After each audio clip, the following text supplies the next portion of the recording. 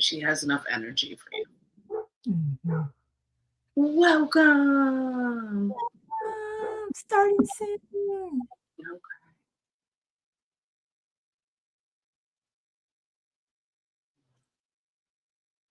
All right.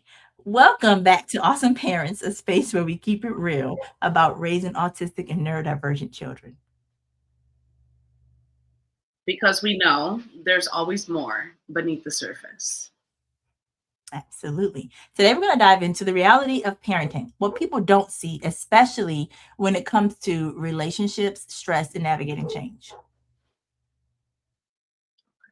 And we're joined by someone who brings both professional insight and real understanding, Marianne Hughes. All right. So, Mary Ann Hughes is proud mother of sons on the autism spectrum, founded Special Family Transitions to help other parents navigate the overwhelm and complexities of divorce involving a child with complex needs.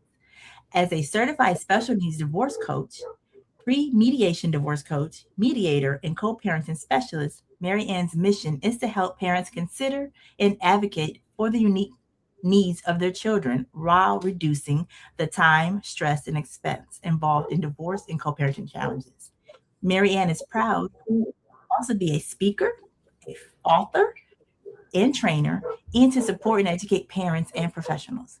Thank you so much for being here, Mary Ann. My pleasure. Thanks so much for having me. All right. So we're going to start with what people don't see. Because on the outside, people might see smiles, routines, and maybe even progress. But behind the scenes, it can look very different. So that brings us to our first question. Why do you think relationship struggles in autism parenting aren't talked enough about? Yeah, so as an autism parent, we deal with so much day to day, from taking care of our kids' needs, from behavior to food, uh, medicine, everything that goes on, advocating for them at school, everything that goes on, and trying to get enough sleep as well. Either if they're having trouble sleeping or we are. And so that is consuming us and taking up our time and our energy. And so sometimes we don't have the energy to maybe spend that time on self-care for ourselves, or to spend quality time with those that we love, our spouse, our family, friends, whoever's in our community. And so by not making time or spending time with those that are important to us, those relationships might suffer. And sadly, that contributes to the high rate of divorce in our community. Speaking to that, yeah, not only in the household, like with my spouse, once my son was diagnosed, I instantly went into, I got therapies. I got to get him this help. I got to figure out this, and what resources are available. What can I do? What daycare can he attend? Things like that, and trying to get him potty trained. And I kind of lost sight of like that that bond my spouse and I had, like that fun, the laughter, and that we didn't go on a date. I think I mentioned earlier, maybe maybe a year and a half, and you don't realize until you're like, wow, we haven't been anywhere. Like I haven't dressed up and gone anywhere. I'm in, work clothes and in PJs. Like that's my life. And um, we finally had an opportunity to go to Boston for 3 days. We let somebody keep our kid, close friend, and it was good. We actually rekindled. We actually had a great time. Walked around, eating, just brought us back to where we were pre kids, and that's been a long time. So we had a really good time. And not only that, like when you mentioned relationships, not just in the household, outside of the household, I have realized that like with friends, when they don't have a child with special needs, you're not invited to all the places, right? Um, and so, or if you are invited and you don't come, they start to look at you like, well, why aren't you coming? Well, you don't understand. Like, I have a child that cannot sit in those spaces comfortably, and I'm not going to make my child be overwhelmed or overstimulated just to appease anyone. So, if you want to bring us, and it's like a small setting, sure, we can come, but anything like loud noises or bright lights, he can't handle it. And then my anxiety increases. So, um, I've lost a couple of friends. Like you can tell, like they kind of like don't really talk to you anymore. It hurts, but that's okay. Yeah, yeah, no, definitely. We tend to sometimes self isolate just because it is hard. It is an extra effort to take our kids and ourselves out the community and make that extra effort, and not knowing how they're going to react, if they're going to have a meltdown or they're not going to, have their food available that they can eat, or if it's just sensory, it's just too much for them. And so that's sometimes easier, we feel, to just stay home and not put them through that. But I found that by taking little steps to expose them to new things and become used to that, and then they might enjoy those things. But yeah, definitely, I went through a phase where it was hard to even to go to the grocery store, and now it's much better. So yeah, we go through phases, but yeah, spending time like you did and finally making the effort to find someone to be able to have someone in your home taking care of your child while you went out, not just on a date, which is hard enough for a lot of people to do, but to go out of town and enjoy yourself and rekindle, like you said, that spark in your relationship. That's something really important that what people should do. It's difficult, but we got to start somewhere.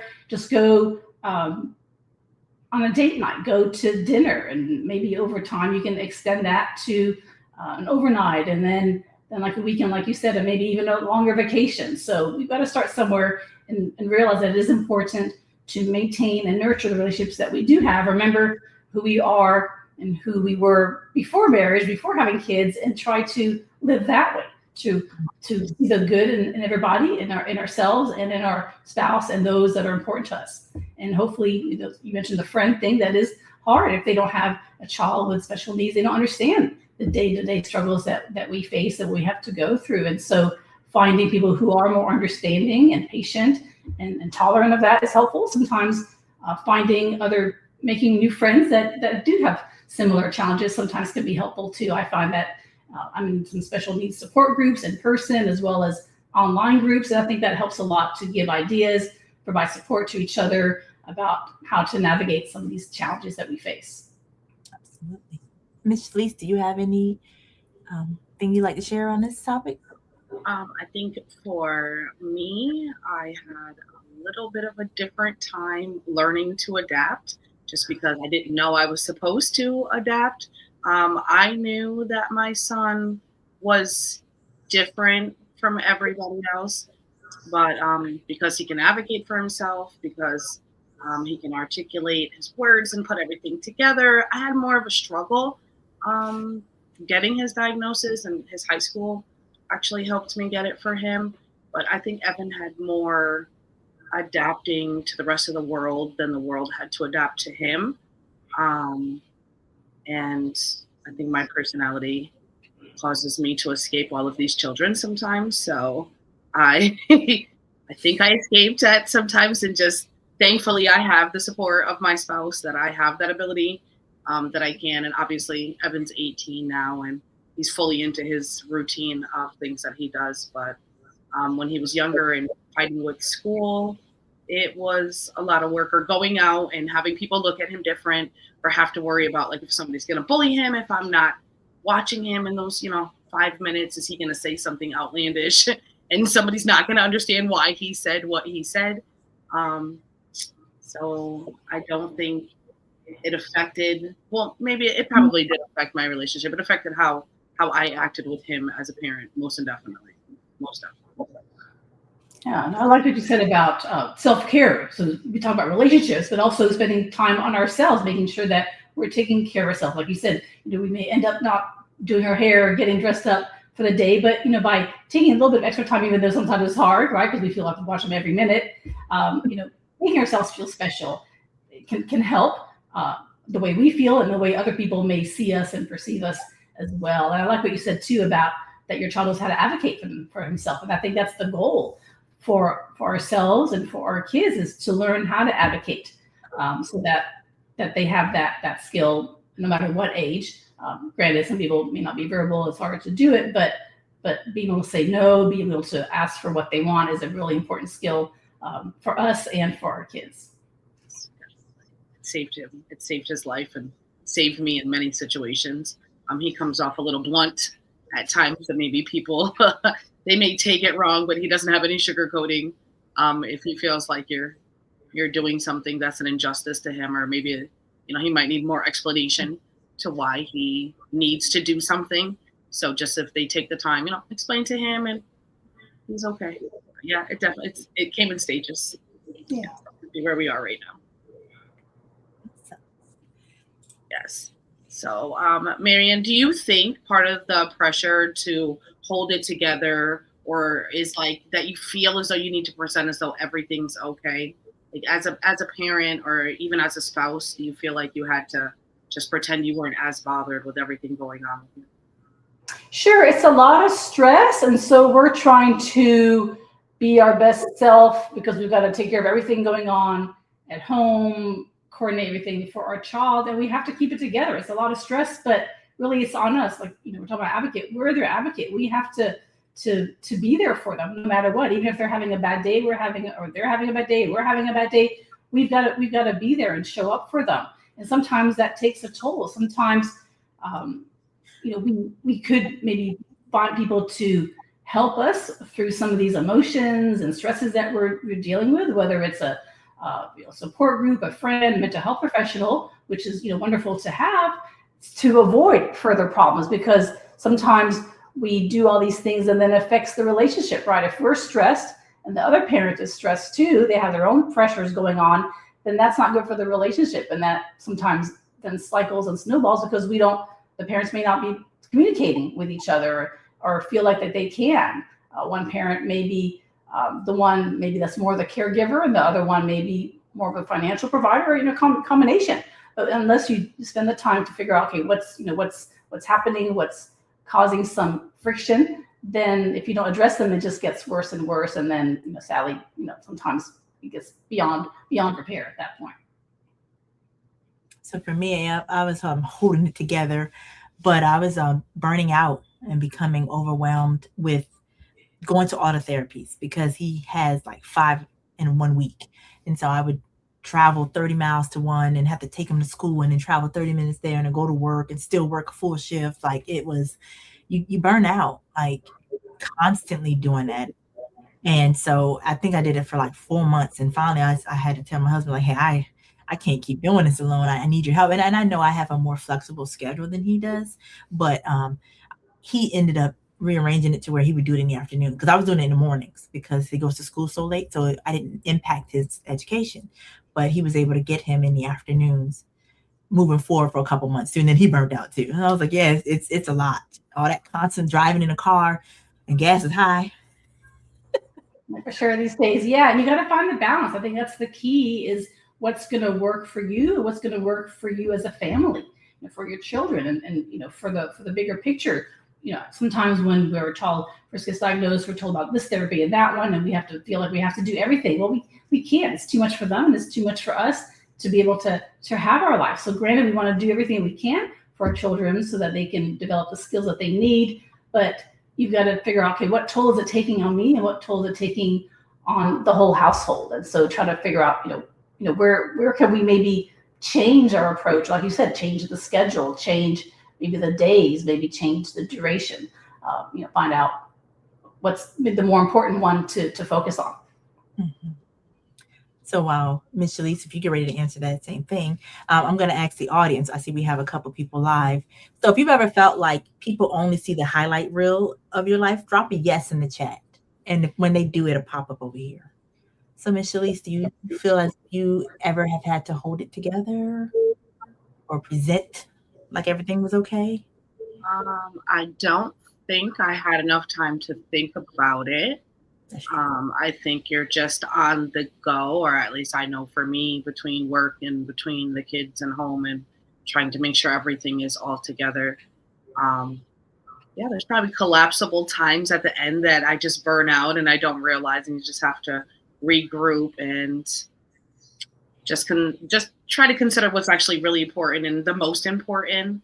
But for me, that's kind of working. And I say that as a parent, not just a parent with my autistic son. I say that just as a parent in general, that maybe at times I think we all feel like we have to keep it together, or maybe on social media, we all keep it together. You don't put your tears out there. You don't tell them, like, I've been brushing my hair all day and I'm just exhausted. Like you just can't. So yeah. Days on. Like still in sweats, leave me alone. Like the kids eating and they're fed, we're fine. Like that's a great point. On social media, we're trying to portray our best selves, right? And so people then see that, it's like, oh, I'm not meeting that standard. And they feel bad about themselves. And so the reality is that we don't look good all the time. We don't have positive days and smiling all the time. And sometimes it is hard. And sometimes we do have to cry or find help or whatever it is. And that is actually more common than people admit. Yes. As even though I'm finding now, if you're more genuine in yourself on like social media, people respond better than when you're like, oh, smiles and giggles. No. And I love that though, because then you can be yourself, So I appreciate that It wholeheartedly. makes me more relatable because we're all struggling with different things all the time, and you never find out what anybody else is going through unless you speak about it yourself. So I think that part, like right now with Evan, I'm learning. Like I told you, Maurice, I went to the dentist and kind of told him ahead of time. And normally I just leave it alone. And this time I was like, you know what? If you guys just want to explain to him a little bit more, like he is autistic, and the appointment, he'll have thousands of questions if you don't just explain it to him at the beginning. And it went really smoothly. It was like a really smooth. So I'm learning that, I guess, myself. Just you don't want to put the sticker on him, but at the same time, it's like the sticker's there and it just needs a little more help. Like, help my sticker, baby. Yeah, people appreciate that they have maybe a heads up. Maybe they can then prepare better and be more gentle, I guess, in their approach too. Yes, instead of just like sticking the Novocaine in his mouth and he has no idea why you're doing this to him, and just to get him to sit still, because he's really good. As long as you just really need to explain things, like my man really needs it. All right, so we're going to go to question number 2. We sure will, which is, when people hear divorce statistics related to autism parenting, what context do you feel is missing from that conversation? Yeah, so that's a great question, because people hear all kinds of statistics and people debate the statistics. And so there's numbers that are thrown around as high as 87% of marriages with a child with special needs and then divorce. And I can't tell you what's true or not true, because there's no way to find out the actual number. Some people say it's closer to the 50%. Some people say it's higher. Whatever the number is, it doesn't matter. The point is, it causes stress on relationships. And I never want to say it's because of a child that people get divorced. It's because maybe they don't have the skills, or they don't communicate to try to work through whatever issues they may be facing. There's stresses we deal with, whether or not you have a special needs child, whether some financial stresses, right? We've got more expenses to pay for. We've got more caregiving time or responsibility. We have stresses, in terms of behavior. I see posts all the time about people, having trouble, potty training, and kids doing all stuff with their diapers and what's inside it, right? That causes stress on yourself and to the whole household, right? And so by not knowing how to deal with that stress, it causes that stress, like I mentioned, snowballs. And so if you're not going to have the communication, find the support to work through that, then you might end up on a road where just things get worse, and people then talk about self-isolation, then kind of do their own thing, and they're no longer partners or acting like married people. They're just kind of living their own life, doing the day-to-day parenting, doing the day working, and not really focusing on what brought them together as a couple in the first place, and what the child's needs really are, and how do we address that together to have a positive environment in the house, and everything else that we can do for that child and for all our kids, right? We don't want to ignore the other kids that we have. They may be older, younger, and so we want to make sure that everybody's needs are addressed. And so, there's a lot, as I mentioned, you're asking about divorce, and it happens a lot. There are ways to, if that is your situation, and I'm not here to encourage divorce or tell people to get divorced, but if they are going through that, then I help them navigate it in a positive way, so that the child's needs are advocated and addressed, as well as doing things in a way that promotes a positive co-parenting relationship afterwards. Because even if you get divorced, your child's needs are not going to end at age 18. So you have to do things in a way that protects a child and supports a child ongoing, whether it's financial or caregiving or planning for their future. All these things are so important in a divorce, or any kind of life planning for a child with special needs and autism. Absolutely. We have a comment while you were And it says, so it's JJ's mama. I have to get close because I'm blind. And she said, yeah, most definitely holding it together out in the world is what I've always been taught to do. I'm only seeing now how exhausting that makes me. She was responding to the previous question we had. And so, yeah, we hear you, and we've all been there as well. Um, we got to stop doing that. We have to just, like, you gave some great advice. Take some self-care time, get out, do something for yourself. It's a lot. But then as far as for statistics, yeah, I was watching the new thing going on with the hantavirus, and like you watch one and it's like 80 people got off the boat and they're all sick. And then you look at something else, this is like, no, 4 people confirmed sick. I'm like, okay, so which one is, which one? Like these numbers are all varying. So it's hard to know, right? So until we get some official information. So that's Yeah, especially what are they comparing it to? Somebody who only has one child, somebody that has 5 children, that aren't on the spectrum. Like, what's their comparison? It could just be it didn't work out. Were they young? Were they old? Are they together for a long time, a short period of time? There's so many different.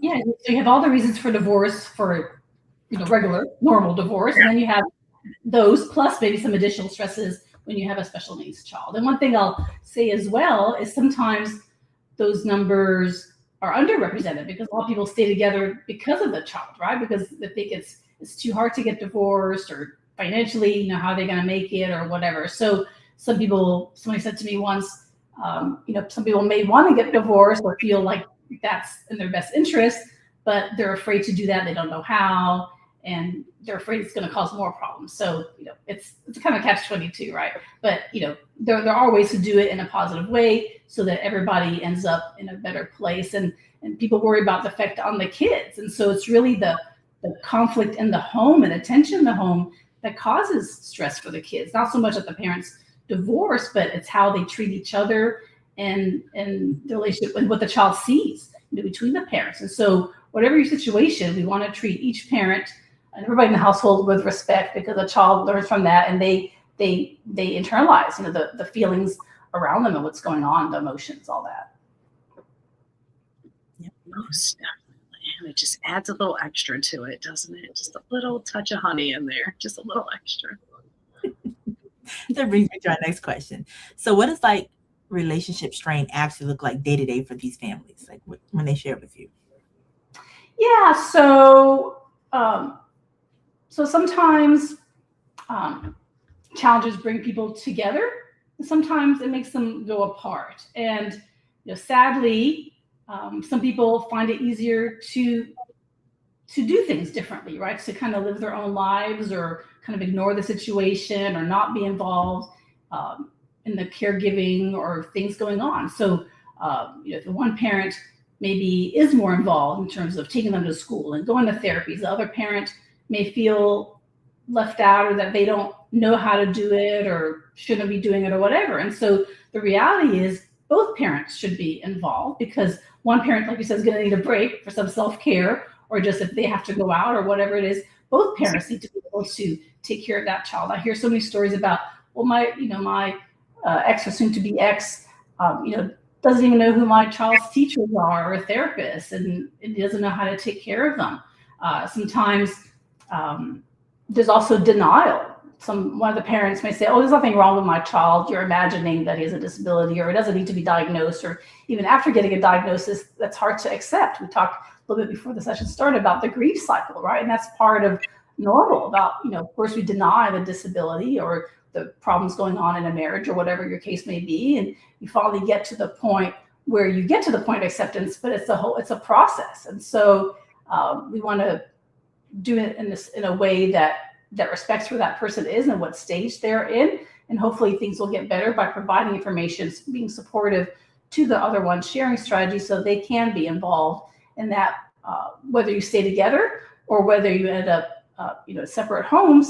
Each parent is going to hopefully spend time with that child, and they need to know how to take care of that child during that time. I could speak to the one of the things you mentioned. Hold on, what was it I was going to share? Sorry. Relationship strain. So the denial piece. Sorry. My husband was one of those. It took him a while, and that was part of our, me more focused on the kid than on my spouse, was because his boy. And so it was hard for him to accept that. He really truly struggled, and he would get defensive. There's nothing wrong with it. And I'm like, you're right, there's nothing wrong with him, but he does learn, he is communicating differently, and we got to get this help. And so, and I was angry because I'm like, I know you don't want to see it, but like, look, he needs us. Look, and it can't just be me. And like I said, I'm burning out, burning a candle at both ends. I got to go to work still, yeah. And so, but when he stepped into the light and like accepted it, oh, it is phenomenal. Like it is, the support is great, but getting to that, yeah, he stayed in denial that phase of grief for a while. And he said it himself too, and he recognized it. He appreciates everything, and but it's hard. It's very hard. It's very taxing. It's very oof. Whew. Oh, just that noise enough explained my feelings. I think I fought for my life because I didn't have the diagnosis with Evan, and I'm not with his father, thankfully. And he doesn't know the teachers. He doesn't know his IEP plan. He has no idea what's going on with him. My son graduates right now, and he only has to take 2 classes a day because he has all of his credits, and he's doing absolutely phenomenal.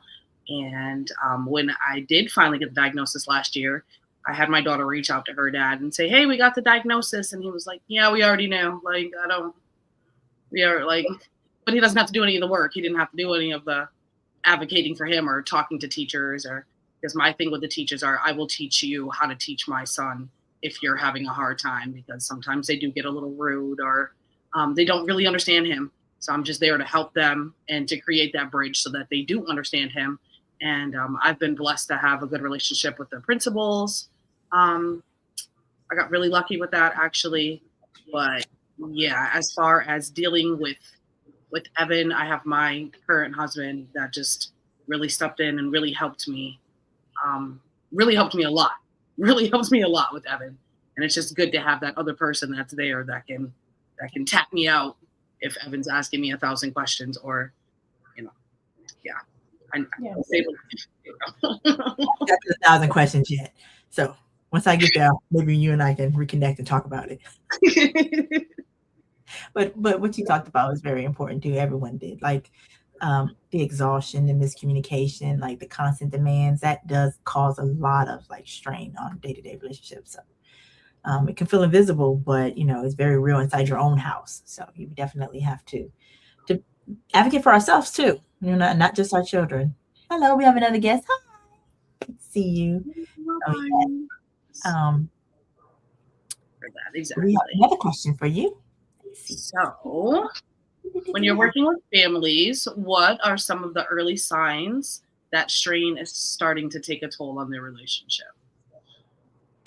Yeah, so people can sometimes have their own interests, and that's okay. So you don't have to do everything as a couple. But when you're doing everything separately, that may be a sign that there is an issue going on. So if one of the parties is out late or doing things that doesn't involve you or the kids, that might be a problem. So not to say that we can't do self-care and spend time with our friends, because we talked about that. We want to maintain those relationships and do things that make us feel good and re-energize us to be able to deal with all our pressures.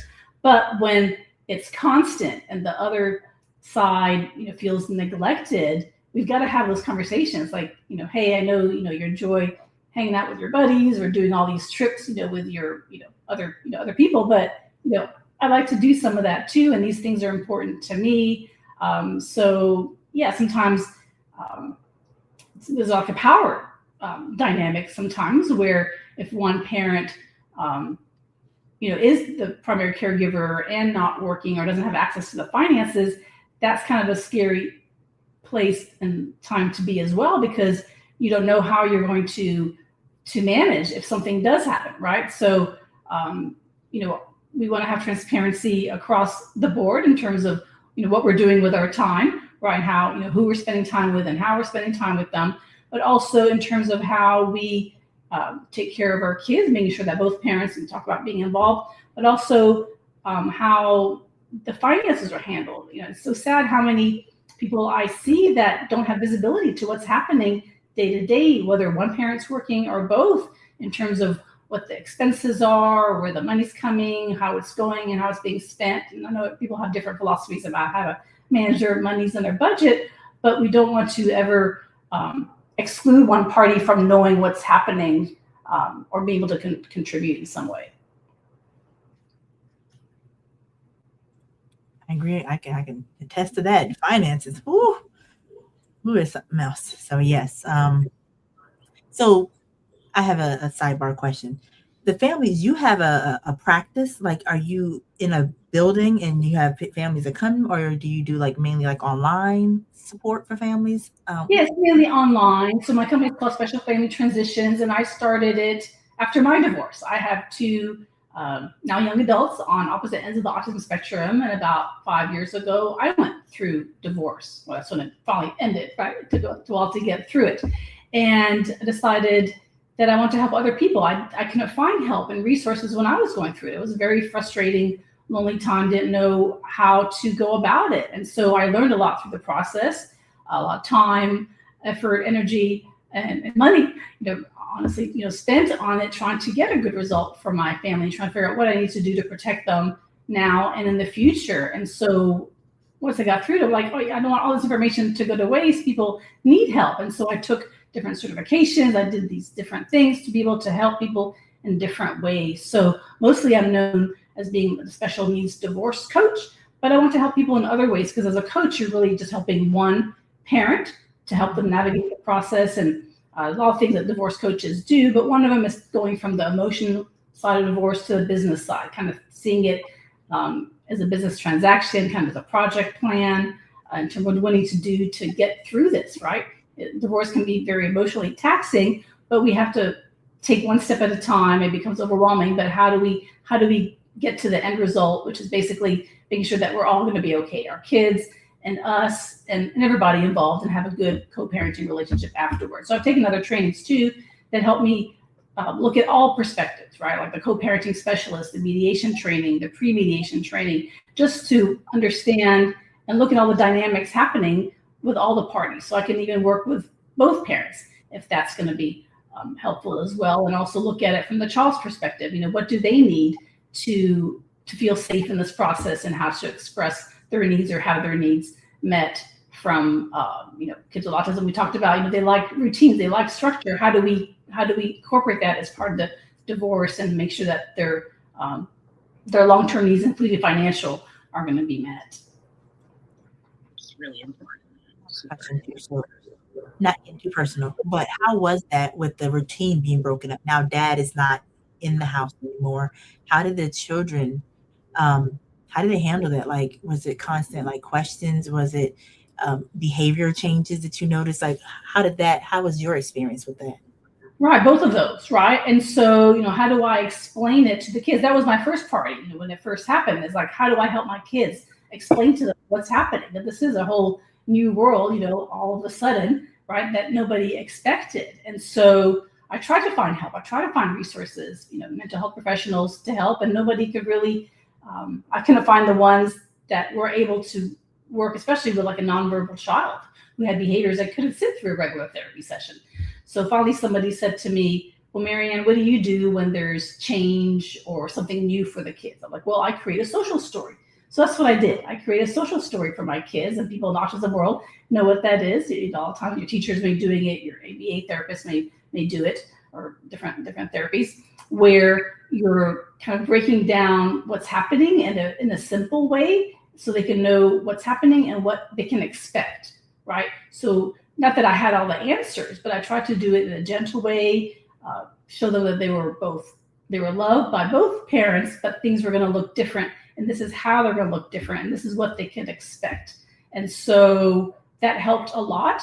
And so that approach is kind of what I help, people, they can create their own, or they can get help with that, or just explain it, in different ways so the child can try to process. You don't have to explain everything, all the adult things that are happening, but what they want to know is like, where am I going to be when, right? That's what we want to know. What is our day going to look like? When am I going to be with mom? When am I going to be with dad? We talked about therapies, right? You're here, there, driving everywhere. Well, they want to know, what does my day look like? Where am I going to be when? And that's important to share as part of that. You don't have to do it all at one time. It can evolve over time, and even evolve over time how much time the child may spend with each parent. So people are like, well, how are we going to, do our parenting plan or whatever? You can do it slowly. You can try, if it's like a new place that the other parent is at, maybe just go visit it first or have pictures. In my social story, I was able to get pictures of what the new place would look like because I had never been away from home or from mom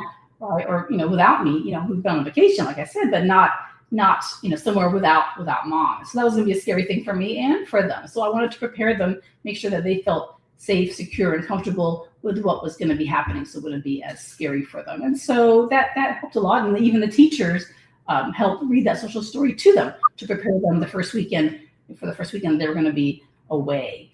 And so, yeah, you can have like a visual schedule on your wall. You can kind of let them know what's happening every day. My son, still wants to know the schedule because mine isn't as structured maybe as some other families might be. And so, yeah, that does kind of, we want to reduce the anxiety that it may cause for them to not know what's happening or what they can expect. Understandable. Super important. That kind of worked out to show them where they were going to go and kind of explain to them what was going to happen, because I'm pretty sure it was really scary for them at first, even though dad's there.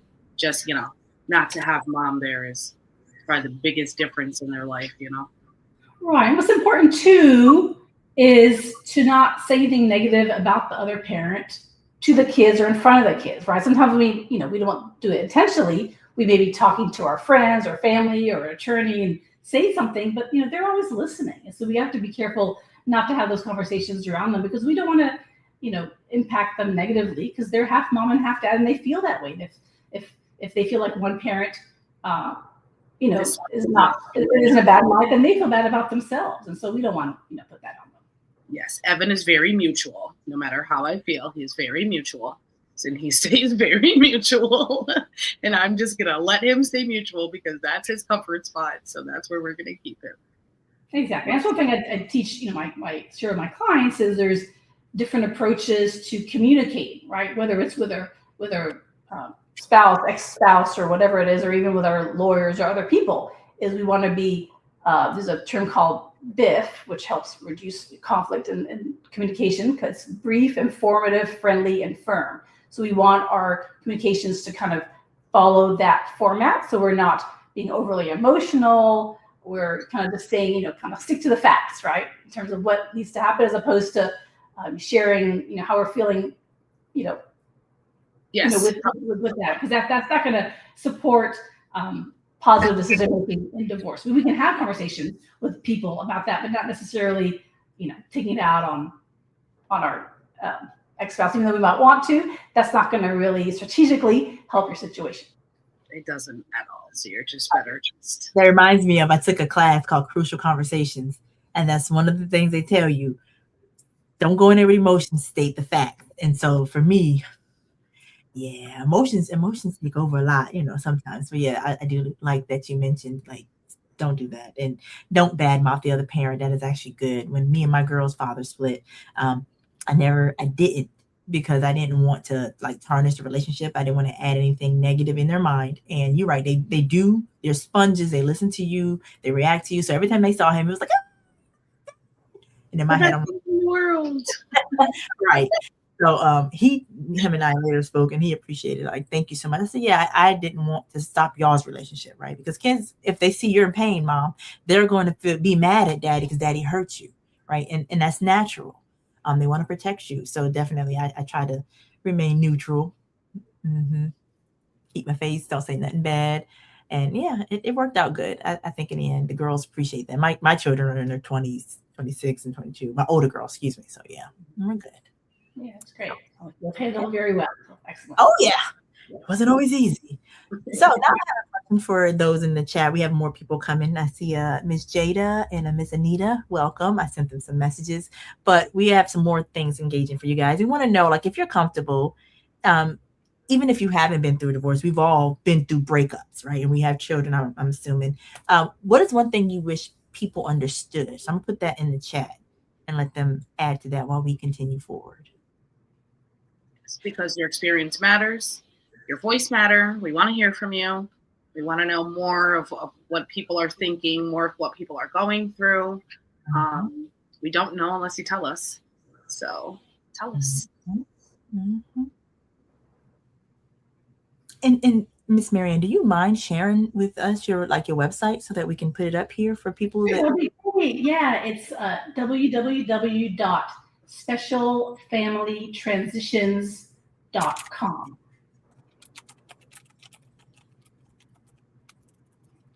So that's my website. There's links there to my social media, which is also called Special Family Transitions. Is that correct? Yeah, exactly. Yeah, you got it.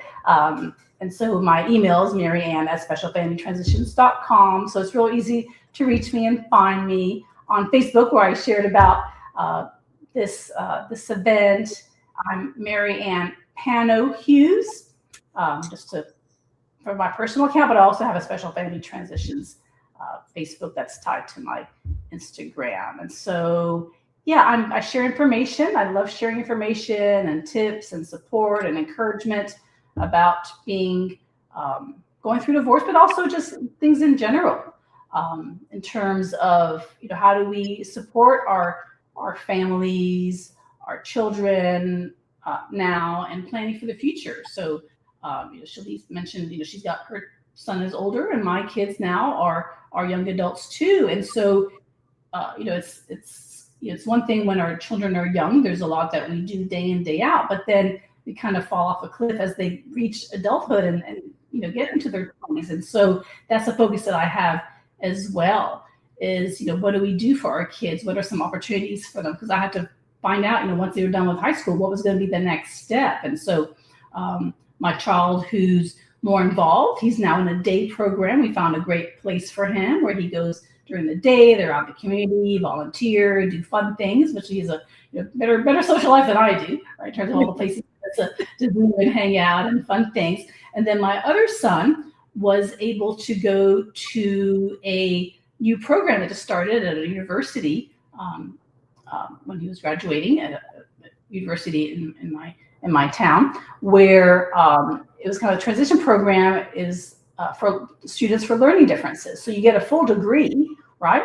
But we were able to have it taught in such a way in smaller classes that work with students with learning differences, whatever that might look like. And so I even have a playlist on my YouTube channel, also called Special Family Transitions, that shows some of the programs in Texas that are available at different levels. I'm even going tomorrow, and I do this all the time, to go to special needs resource fairs to share about what I do and some of the resources available. If people are listening to this live, there's an autism parenting summit coming up next week, the week of May 11th. That's a free event that they have twice a year, and you get great information for free and sent to your inbox that you can watch, when it's needed for you that day. There's a way to buy the package if you want to, but it's free information. There's so many free ways to get information that people just don't know about. And so by going to these resource fairs and events and kind of following people like you online, we can learn about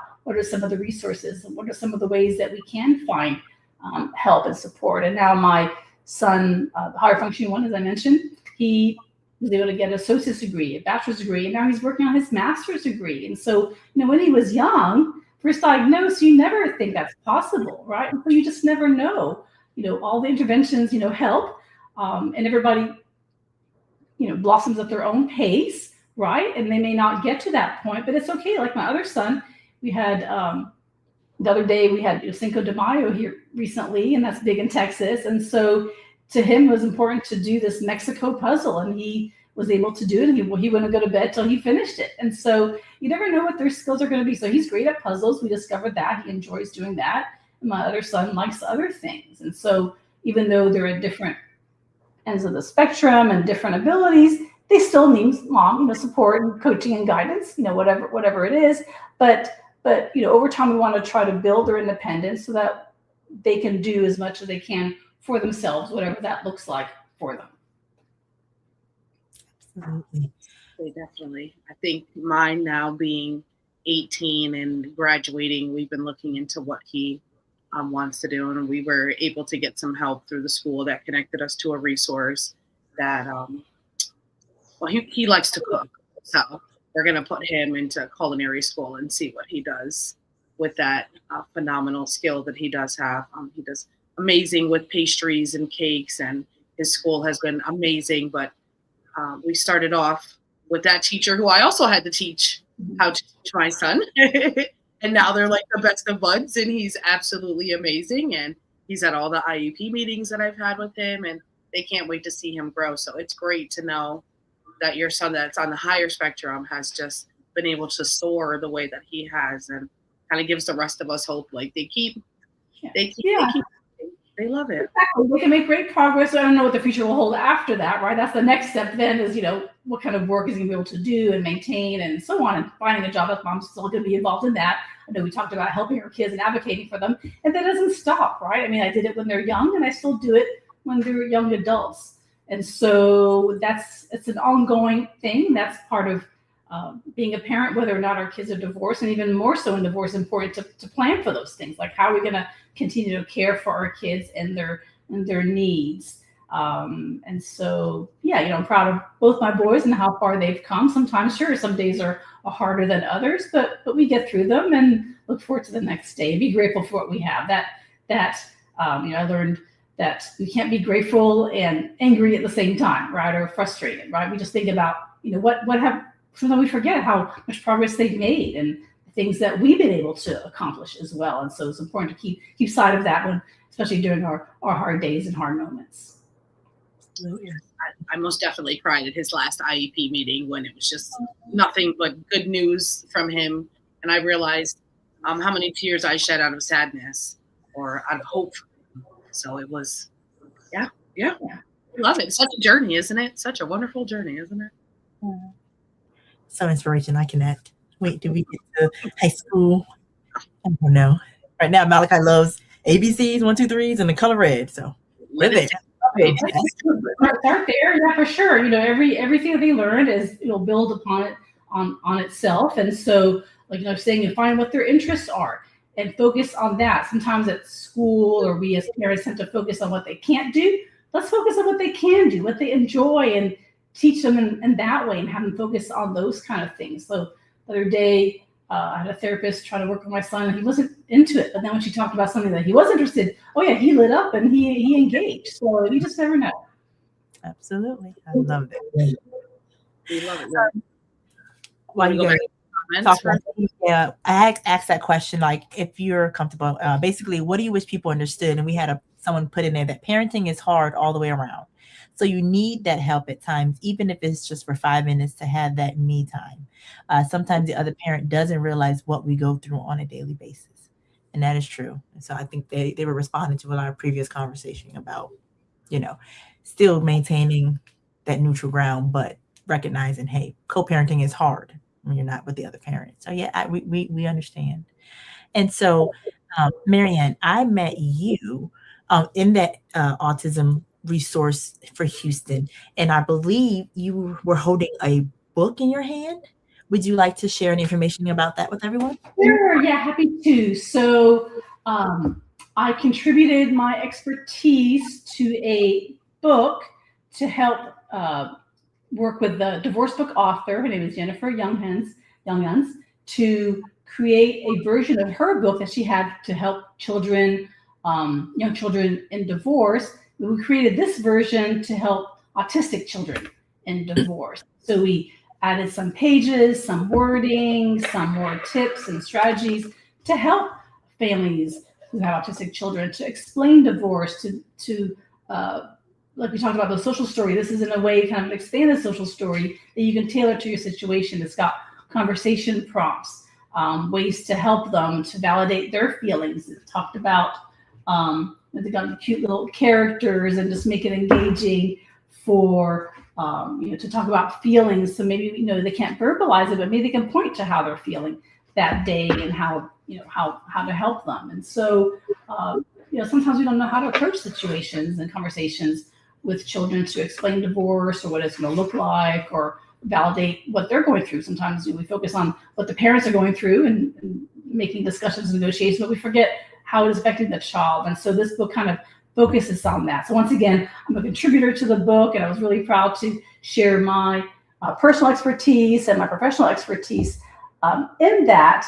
But I also had another book that I contributed to, actually did author my chapter in here, called The Other Side of Divorce: Breakups That Lead to Breakthroughs. And so this is for anybody getting divorced or past divorce, do it in a positive way. But my chapter that I have, my author's name on the back, I'm excited about that, is that I wrote a chapter about special needs divorce. So if that's something you're facing, then how to get through that. And so I came up with a framework, an acronym called RISE, RISE, to how to approach divorce as a special needs parent, kind of the mom perspective, but it works for mom and dad. And I took that, and then I applied for a TEDx talk in Houston, and I got selected because it is such a unique, thanks.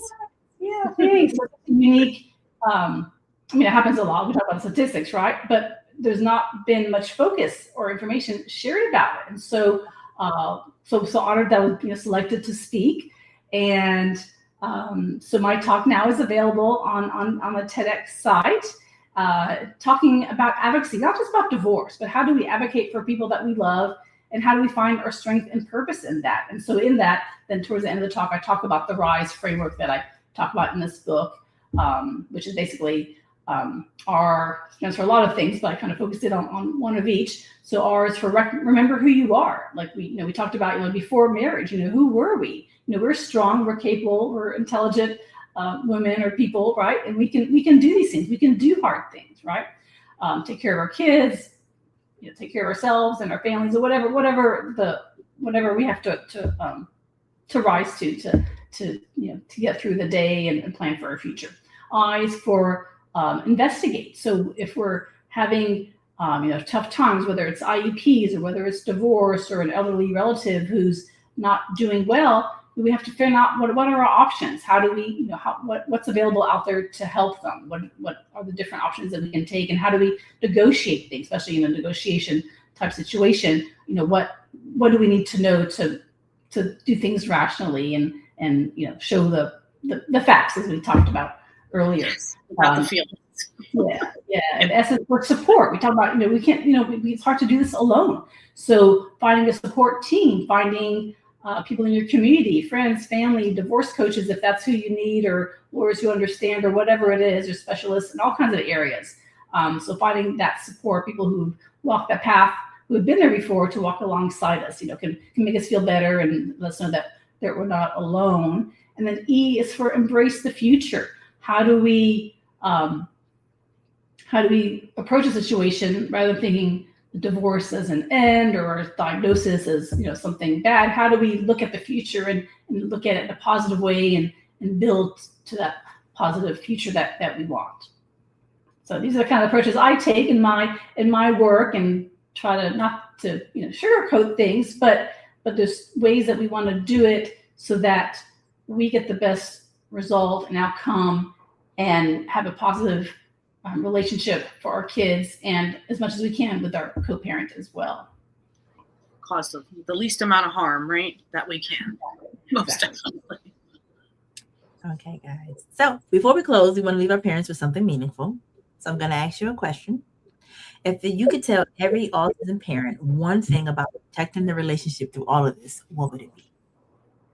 Yeah, so I would say treat your spouse or your loved one as you would when you were dating, right? You dressed up for them, you respected them, you tried to do whatever they wanted to make them feel good, to make yourself feel good. And so we talked about, sometimes we get so wrapped up in our day-to-day that we forget that we are worthy of dressing up. We are worthy of going out, taking care of ourselves, going out for a nice dinner. So just because we have children or children with extra needs doesn't mean that the rest of our life has to stop, and that we shouldn't be ignoring ourselves or our partners and people special to us.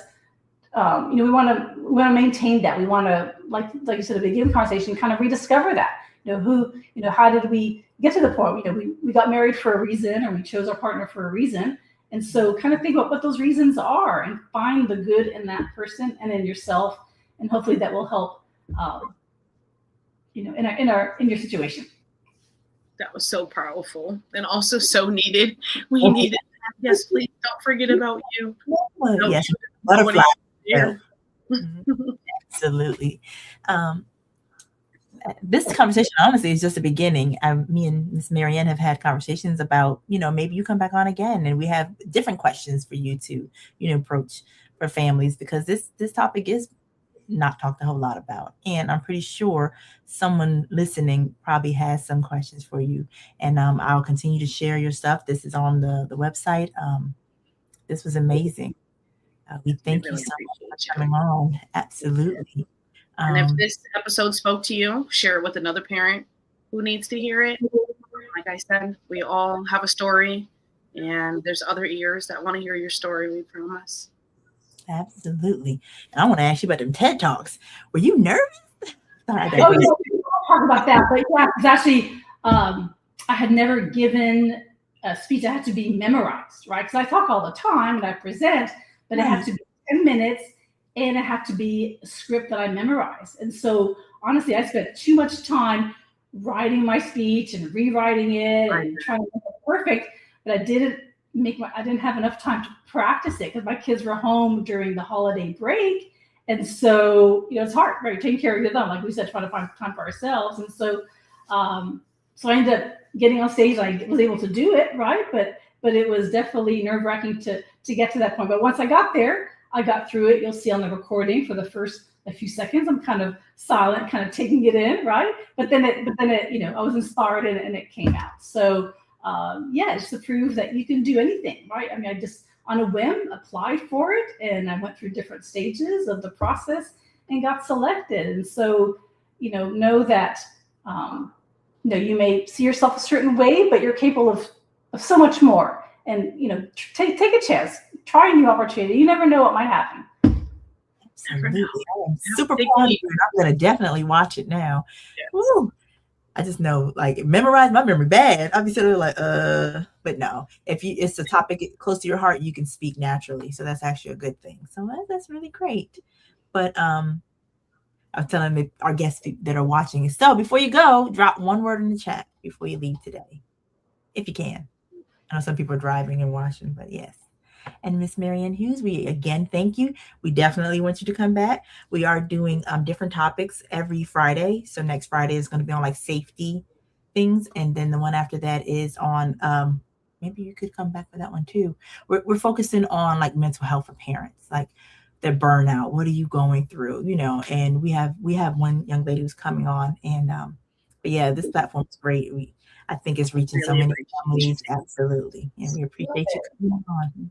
Well, thank you. My pleasure. And thank you for doing this. There's so much information that needs to be shared. And so it's great to be able to find people who've been through it and share information and share the way they do it. There's no one right answer for everybody, but definitely the more we learn and find different ideas, it can help us in our day-to-day. Absolutely. Thank you so much. And thank you, everyone. Yes, different is wonderful. Remember that. It is wonderful. Absolutely. No normal. Yes, for sure. Absolutely. All right, ladies. I'm ending the stream.